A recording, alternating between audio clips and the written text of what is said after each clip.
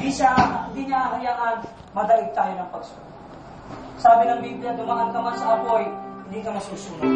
Dumaan ka man sa ilog, hindi ka malulunod. Sapagkat akong si Yahweh, ay siyang sumasa iyo hanggang sa katapusan ng salita. Tayong lahat ay mukhang tumikinig. Hallelujah.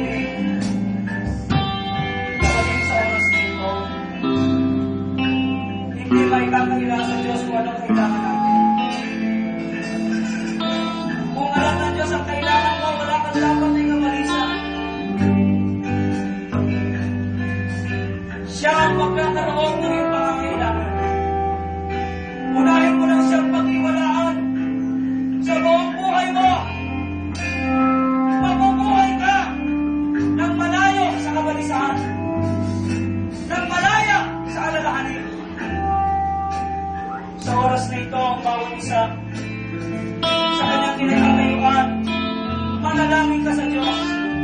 Sabihin mo sa Diyos ang lahat ng kailangan mo. At pagtiwalaan mo siya sa kanyang kapangyarihan.